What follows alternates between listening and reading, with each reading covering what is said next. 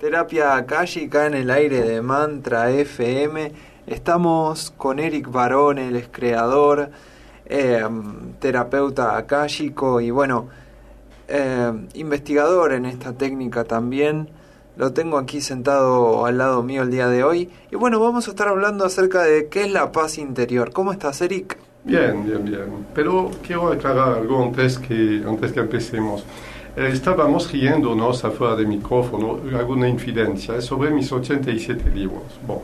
No son 87, creo que son 97, 100, y según la forma de contarlo puede ser 1000 en realidad, porque la enciclopedia nuestra tiene 10.000 fascículos producidos a partir de mis libros. Entonces, vos mismo me decía recién una frase que me divirtió mucho. ¿Y por dónde empezar en realidad? Sabe que hace 10 años que me hago esta pregunta y encontré la solución. Hay uno de nuestros terapeutas akáshicos que se llama Mario Pautasso, que redactó un día, estaba tan mareado en los libros, que buscó para él mismo una solución, es un gran lector de Castanedas y todo Entonces, él ha escrito un índice que se llama, me hizo reír mucho, Cómo orientarse entre los libros de Eric Barón. Y la verdad, me gustó tanto lo que él escribió que hasta podría haber seguido la receta si no hubiera sido el autor de los libros, en realidad.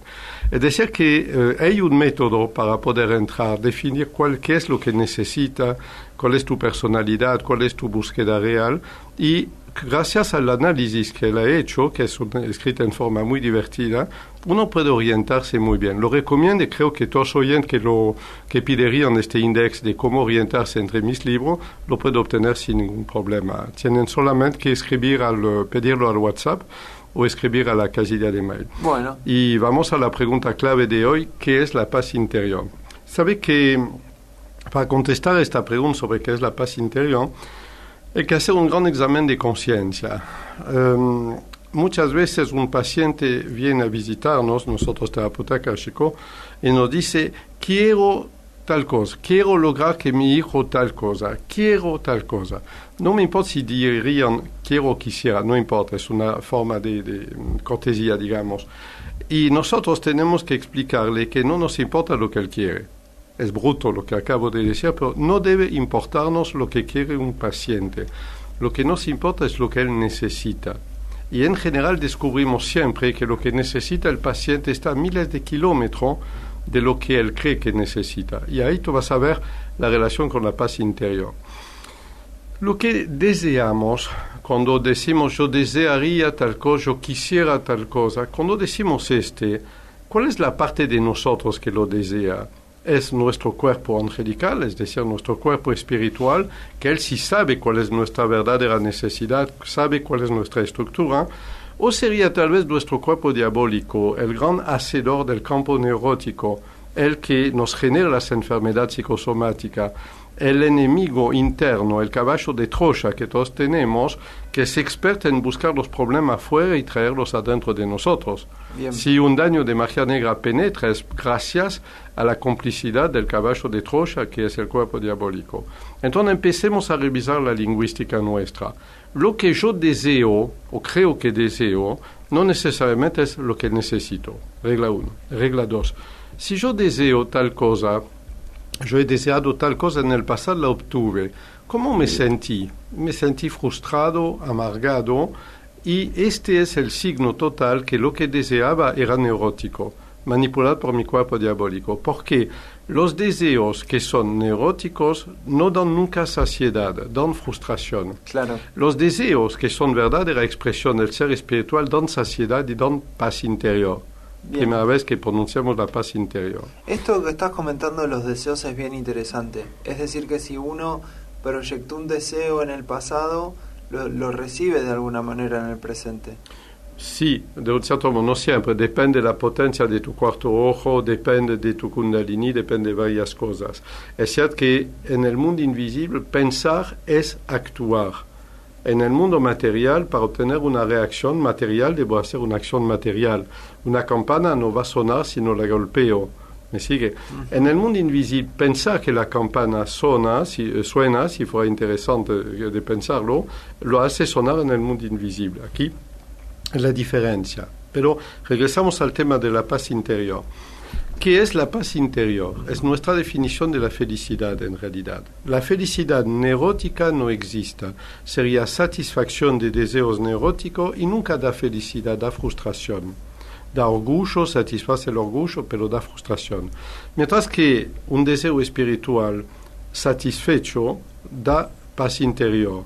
Y entonces observa bien lo siguiente. Tal como para el amor, la fe, la creencia en Dios, no hay ninguna definición de lo que es el amor, de lo que es verdaderamente la inteligencia, el genio, la creatividad, y tampoco hay definición de lo que es la felicidad. Nadie sabe si está feliz o infeliz porque no hay definición de este. Eric, ¿Me siguen? ¿qué define un deseo como deseo espiritual? Un deseo que aporta un bien a la mayoría, un deseo que es constructivo, un deseo que no es autodestructor, un deseo que no lesiona a nadie, etc. Es todo este. Un deseo acorde con líneas de desarrollo del universo, línea cósmica, línea del bien de la humanidad en realidad. Y esto es lo que sabe nuestro cuerpo angelical, porque nuestro ser energético está ligado a todo el universo. El ser neuronal, el hombre sensorial, material, está ligado al mundo de 3 dimensiones, el que vemos, tocamos, escuchamos, pero este es muy restringido. El hombre bioenergético, él está ligado a 22 dimensiones y su energía alcanza verdaderamente el cosmos. El hombre bioenergético es un hombre cósmico. El hombre material es un hombre tridimensional y verdaderamente de bajo nivel, en realidad. Bien. También ¿Sí? Estamos regidos por las dos energías, en realidad. Sí, claro, yo nunca he dicho que podemos ser todo uno, todo otro. Okay. El hombre que sería neuronal es un humanoide, es un robot hecho de células, no es ni viviente, porque en realidad nuestra definición de la vida es que es una rotación de 17.000 periodos por minutos entre los 18 cerebros que tenemos, de los cuales uno solo es del hombre material y 17 son del hombre bioenergético. ¿Me sigue? Entonces, la vida mismo es una rotación de información en el mundo energético que pasa una vez cada 18 veces adentro del ser neuronal. Todo es binario en el hombre neuronal y el hombre bioenergético. Pero regresamos a la paz interior, porque vas a ver que hay mucho, mucho para decir. Nadie puede dar una definición de lo que es la felicidad, pero, tal como la suerte también. Pero si observamos el teatro de sombra chinesca, ¿sabes? La posición de mano entre la luz y una pantalla da la sensación que es un conejo. Esta es una sombra chinesca. Por la silueta de lo que es la felicidad, podemos comprender lo que no podemos explicar adentro mismo, a nivel intrínseco de la felicidad. La silueta real de la felicidad es la paz interior. La verdadera felicidad de tipo espiritual que yo conté anteriormente siempre indefectiblemente va acompañada de paz interior. No sabemos cómo provocar la felicidad porque nadie pudo definirla, pero sí sabemos cómo provocar la paz interior. Ahí se volvió un tema técnico. Tenemos 25.000 técnicas para provocar la paz interior. Nuestro objetivo debe ser la paz interior porque aquí está la verdadera felicidad. ¿Okay? Y entonces hay una pregunta que vas a hacerme, la leo en tus ojos en este momento, es ¿y cómo se hace ¿Qué es la paz interior? ¿Cómo lograrlo? Bueno, te aviso que nos va a tomar varias emisiones para analizar el tema, pero te doy una primera approach. Bueno. Imagina un templo que tiene 4 escalones. Sí. Bien, arriba del templo, tipo el templo de Delfos, columnas, una cúpula arriba, una llama, y es la paz interior. ¿Cómo hacer para subir estos 4 escalones? ¿Qué son estos 4 escalones que nos permiten de alcanzar la paz interior? Bien, te digo rápidamente lo que son y reservaremos varias emisiones para desarrollarlo. Muy bien. El primer escalón se llama misión espiritual, vocación y profesión. Tenemos que armonizar los 3, por lo menos ya descubrir qué es la misión espiritual, cuál es nuestra vocación y ver cómo se aplica o cómo podríamos aplicarlo mejor en la profesión. Primer escalón, misión, vocación, profesión. Segundo escalón, las leyes cósmicas. Cada ser humano está sometido a una ley. Y yo hasta ahora, no sé, son con 5 o 10 mil personas que atendí para que buscaban su ley cósmica, nunca encontré 2 veces la misma. Es decir, parecería que hay una ley por cada persona. Te voy a decir la mía, está explicada en un libro, en Sanar Sin Frontera. Y no se sorprende porque siempre empieza con la palabra maldición. Escucha maldición sobre quien tiene el poder de ver los frutos del árbol invisible de la sabiduría y no lo compartiría con los demás. Y ustedes que me escuchan en este momento son mis víctimas, son víctimas de esta ley. Yo estoy obligado constantemente a explicar lo que yo percibo en el mundo invisible, debo explicarlo. Si yo dejo de explicarlo, todo periclita, todo se muere alrededor. Si yo continúo de explicar, enseñar, escribir libros, que son ya más de 87, en este caso todo vive y todo se difunde. Primer escalón, misión, vocación, profesión. Segundo escalón, la ley cósmica, conocer la ley cósmica y vivir en armonía con ella. Tercer escalón, los conflictos. Resolver todos los conflictos, tanto internos como externos. Recuerdo un detalle que el 8 de diciembre pasado se ha dictado un taller cuyo espíritu era luchar contra las crisis, subentendido los conflictos, aprovechándose de energías milenarias. Bien, este taller siempre está disponible para ser dictada, pero sin mi presencia, porque ahora es todo audiovisual. Y el cuarto escalón es el más problemático, es estar siempre caminando en los 20 senderos del despertar espiritual. Observa bien, no he dicho haber recorrido, yo he dicho estar siempre caminando. Significa que tenemos que estar en búsqueda constante dentro de estos 20 senderos, y precisamente el libro Los 20 senderos del despertar espiritual está dedicado totalmente a este escalón, en realidad.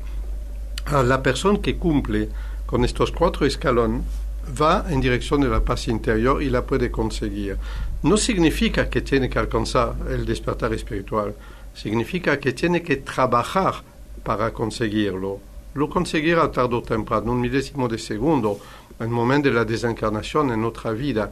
Lo que importa no es alcanzarlo, es estar trabajando en la dinámica extraordinaria que se mete en marcha dentro de nosotros en conexión con el cosmos. Eric, ¿por qué es tan importante esto?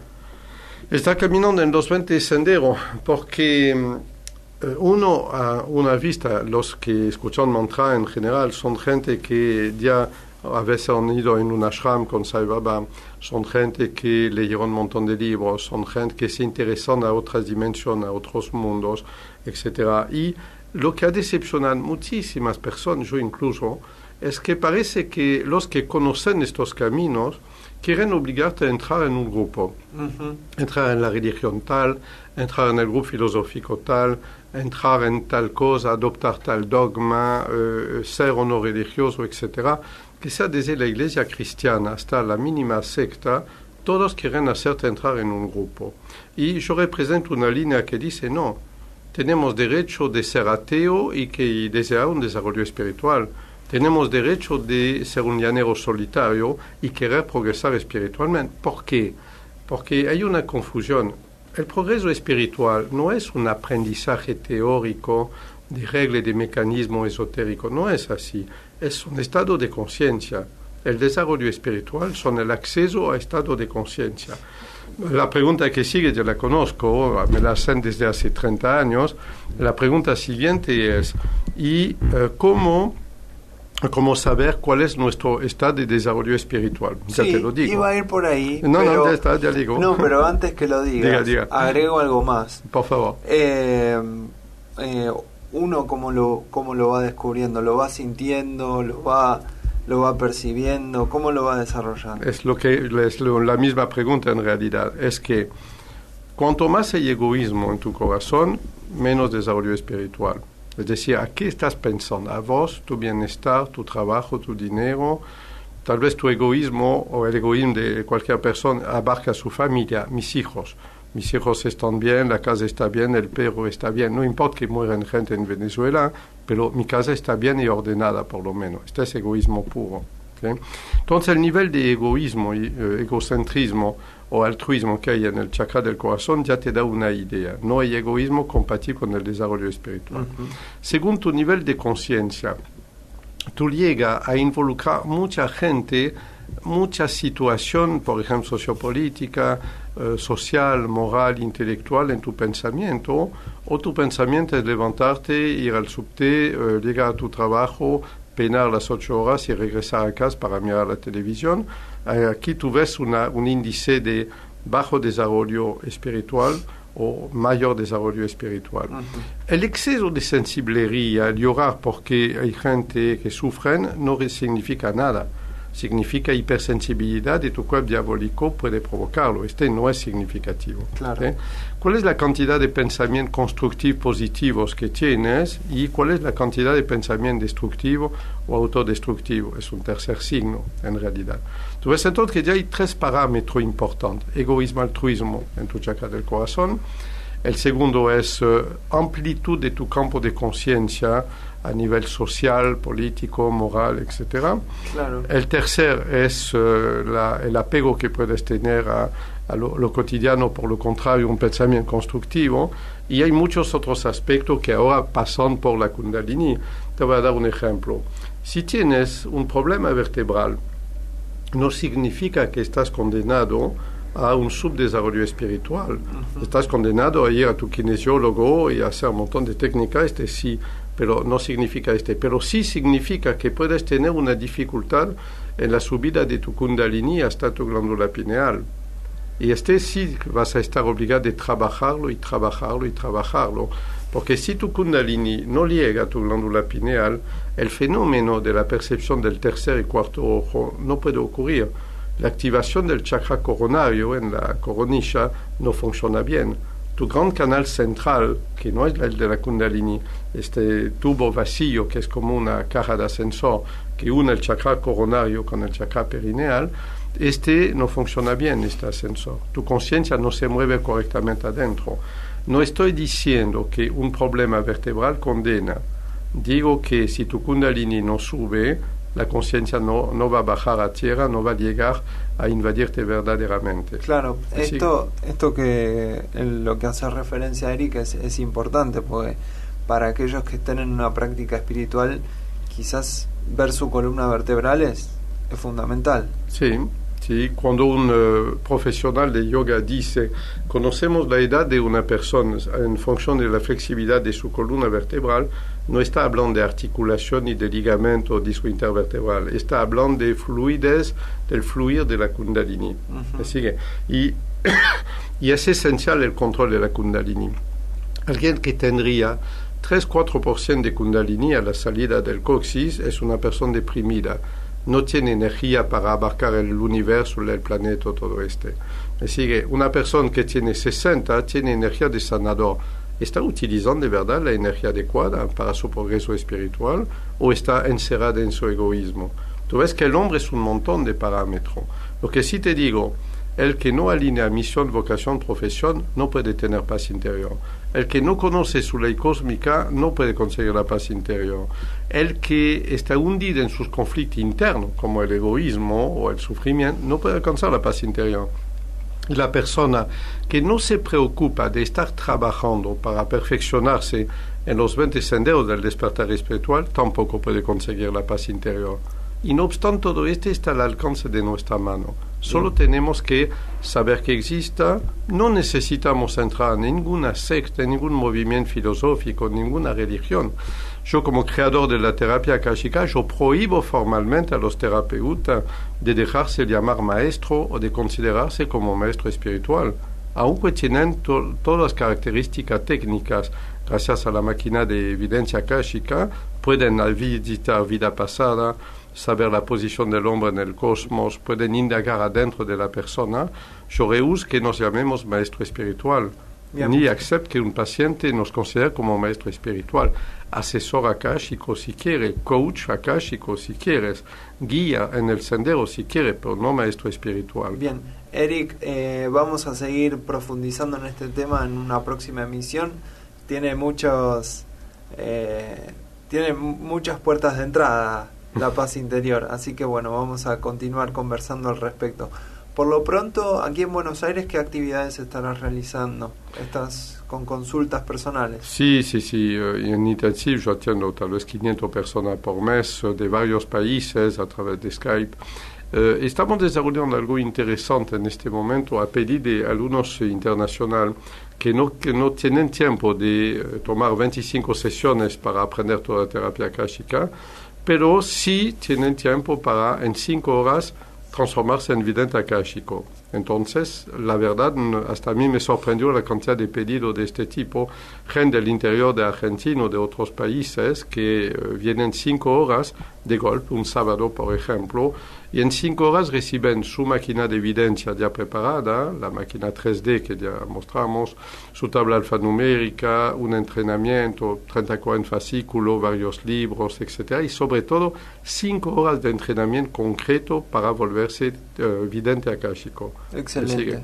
Y esto es lo que estamos lanzando en este momento. Muy bien, para aquellos que quieran contactarse, hay un móvil que es el 15 52 19 5105. También hay una página web que es sanarsinfronteras.com, y en Facebook los pueden encontrar como Cultura Akáshica. Ahí pueden tener más información acerca de las actividades que hace Eric y las consultas personales.